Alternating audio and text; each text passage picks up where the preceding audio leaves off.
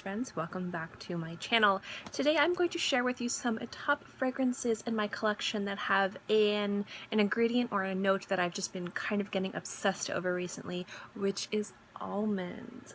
So if you want to know the fragrances in my collection that do almond beautifully and perfectly, then keep watching.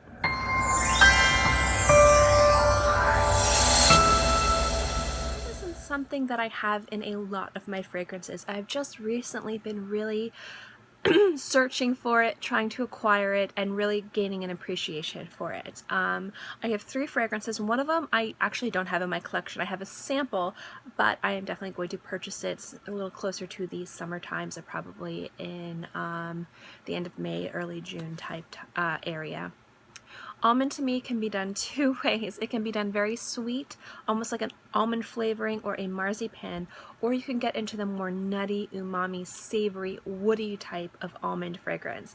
And with the fragrances I have great examples of each. And I have one honorable mention as well. And if you've watched my videos in the past, you might know which one I'm talking about. But let's get started with the best example of something that is sweet and more towards the marzipan aspect of almonds, which is Blue Mediterraneo from Acqua di Parma. It's Acqua di Parma, Blue Mediterraneo, and this is Mandorlo di Sicilia. Are star anise, bergamot, orange, Mediterranean almond, ylang ylang, cedarwood, vanilla, balsam, and white musk. If you guys have watched, heard me talk about this fragrance, or anyone talks about this fragrance, this is kind of like almost a root beer float-esque like fragrance. It's very sweet. You definitely get a lot of vanilla. What I love most about this is the fact that this really showcases the almond in a beautiful, sweet, food-like way, like marzipan, without it being gimmicky and without it smelling too synthetic. It's a kind of very rich, almost like creamy almond in this. But the balance of the other notes in this fragrance really makes this sing.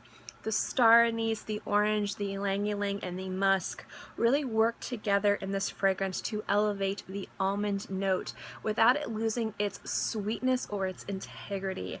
This has been one of my favorite fragrances to reach for as of recently, specifically because of the almond and also because it's such a pleasure to wear.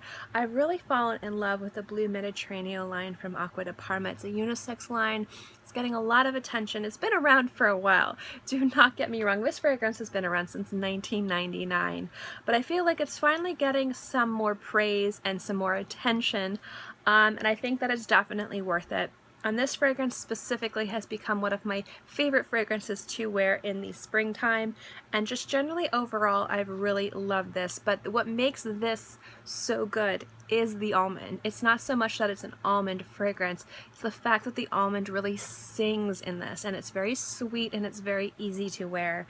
It's not an overpowering sweetness, it's a very kind of like soft, creamy, almost velvety sweetness that's a little bit muted.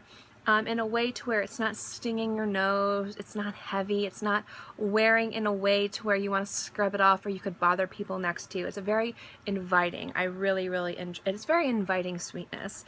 Have you ever had fragrances that are a little bit too sweet sometimes and you just, you enjoy wearing them but you just can't wait to get them off? This is kind of more of like a sheer sweetness, which is really nice. Definitely reminiscent of a root beer float, but in a very flattering way. So definitely love this, and this plays with the sweetness of the almond beautifully.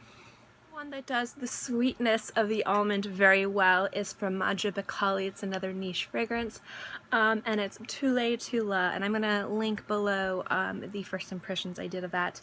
The top notes of that are cherry blossom, cypress, and star anise. The heart notes are almond, frangipani, and malt. The base notes are white suede, tonka bean, and vanilla. The common thread in these sweet almond fragrances doing it correctly is star anise. Star anise, if you remember me talking about Chanel number 18 yesterday when I was talking about the ambret seeds, star anise is one of those, talking about how it's on its own, it's very kind of harsh and a little bit alien, but used correctly, it's done It elevates fragrances, it grounds fragrances, it brings out other notes, and it anchors things as well. Amber seeds, what I love about Chanel number 18 is the amber seeds are the star of the show. What I love about these last fragrances, Mandorlo di Sicilia and Tulaytulah, is the fact that the star anise is actually helping the almond be the star of the show, but it's adding a bit of spice and a little bit of mystery behind the sweetness. It kind of tones it down and doesn't make it so candy bubblegum. At the same time, the vanilla helps kind of round everything out and cream it up a little bit, rather than it having it be so sickeningly sweet. And I'm going to give you an example of an honorable mention of a fragrance that I think is a beautiful fragrance, but it's not as well balanced as the others. But Tulaytulah is supposed to be a celebration of Spain, specifically Toledo. It's supposed to pay homage to the patisseries filled with almond pastries. And at the same time, it's supposed to make you feel refreshed and feel like you're in Italy, and it's just beautiful and sparkling and aquatic, but still sweet. And I love Tulaytulah for that. I think that it's a beautiful almond fragrance, and the almond in that really sings, but it's still a refreshing experience, and it's also very transportive. It's also incredibly wearable and really beautiful at the same time. So it's another example of an almond fragrance that does the sweet side of almond perfectly without it being too gimmicky and too sweet. I get into the almond fragrance on the more savory, woody, nutty side of it. I'm going to show you the honorable mention I have of a fragrance that I think is a little bit too sweet for me and borderlines on gimmicky. The one, again, that is a little bit too sweet is Ananda Dolce. Now this is Ananda, this is not Ananda Dolce. I don't own Ananda Dolce in a full size. I just kind of wanted to show you. It's the same bottle, only it's all pink. But from Micallef, this is just my little step in understudy of Ananda Dolce. It's Ananda. The notes in Ananda Dolce are almond blossom, and then you also have almond peach, white flowers.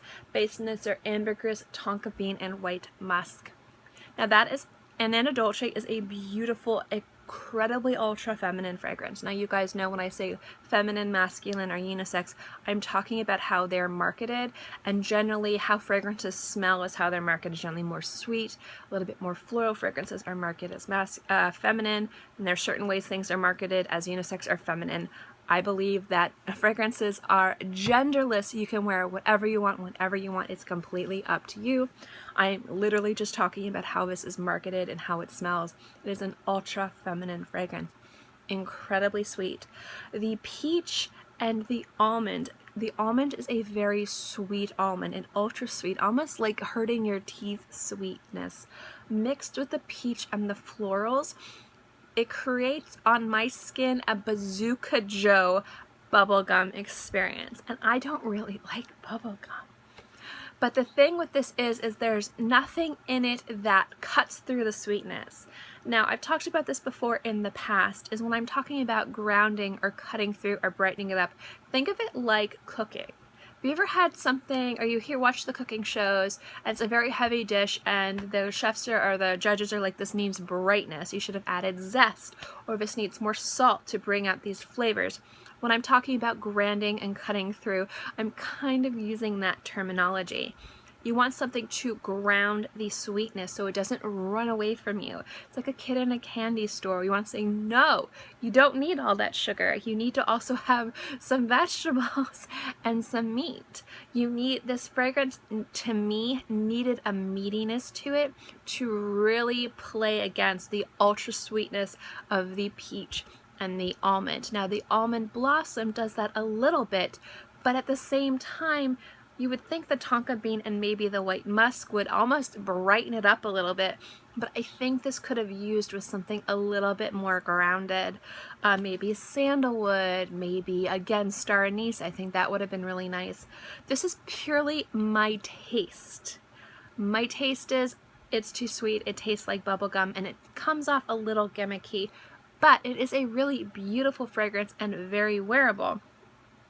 It's just for me looking for almond fragrances. The sweet version of almond, almost candy-like, is done perfectly in Mandorlo di Sicilia and Tulaytulah, and it's done a little bit too sickeningly sweet in Ananda Dolce. Now, a lot of people love Ananda Dolce. There's nothing wrong with Ananda Dolce. This is just purely what I think. But for almond fragrances, Ananda Dolce is way too sweet for me, and I wish there was just something grounding it or cutting through that sweetness so it didn't pull off so much bubblegum. It's getting a little bit long, so I'm going to, I'm only talking about 4 fragrances, but I kind of wanted to get into why I really like almond and the differences between each. Now we're going to talk about an almond fragrance that is one of my absolute favorite almond fragrances, and it does more of kind of like the woody almond nut side of it. So not like the Marzipane or like an almond pastry, but like an actual nut, and a little bit woody. And it's Jasmine Marzipane. This is from Maison Lancome. This was released in 2016. The notes in this are bourbon, vanilla, jasmine sambac, can never pronounce things, jasmine grandiflorum, cashmere wood, almond wood, musk, and sandalwood. The almond wood in this is just stunning. You get the jasmine, but you get the almond, which is so important with this fragrance. It balances out the sweetness, the almost like sickeningly sweetness that jasmine fragrances can have sometimes. Now you also have the vanilla, you have the cashmere wood, the almond wood, the sandalwood. There's a variety of different woods in here. This is a very sweet fragrance, but you still get the nuttiness and the woodiness of this. It's really, really very well done. I think this is an excellent example of an almond fragrance that's still sweet, but not sweet in like a pastry candy-like way, and more of just a general sweet fragrance, but you can definitely experience the almond wood in this, which is really, really nice. Overall, I think that out of all of these fragrances, although I love Mandorlo di Sicilia incredibly, I think this is my favorite almond fragrance. Personally, I like the sweetness of Mandorlo di Sicilia, and I think that it's incredibly refreshing, but I think as an overall versatile fragrance, I don't think you can beat this one. If you like Gourmand, you got Gourmand elements in there. If you like floral, there's floral elements in here, still rounded out beautifully with the musk and the wood. And you just get a beautiful yumminess to this, while it just being a beautiful fragrance that never loses its integrity. So traditionally, overall, I've just been in love with the Maison Lancome line, as you guys have known. I'm trying to review them all. I'm halfway through. But overall, I think this is probably the most successful almond fragrance I have in my collection, and this is the one that sparked my love for almond fragrances and my search and quest for almond fragrances. So if you have the chance to sample this, definitely get your nose on it. It's worth checking out. But this is a great example of more of a woody, nutty, kind of a little bit more earthy almond fragrance while still having a sweet almond note to it and a smelling of jasmine and just being beautiful and not gimmicky at all. Those are the almond fragrances that I either have in my collection or have experienced. I am still on the hunt for more, so if you guys have any recommendations of amazing almond fragrances, either very sweet or a little bit more woody and earthy, let me know in the comments section below. I'm definitely on the hunt for them. And as always, if you guys like my fragrance reviews, give this video a thumbs up. It lets me know to continue doing videos like this, and also don't forget to subscribe, because it's free and I'm free, and I put out new videos every Monday through Friday and sometimes on the weekends as well, so I'll always have something for you to watch. In any case, I hope you guys are all happy and healthy and have a great day, month, year, whatever, and I'll see you next time. Bye!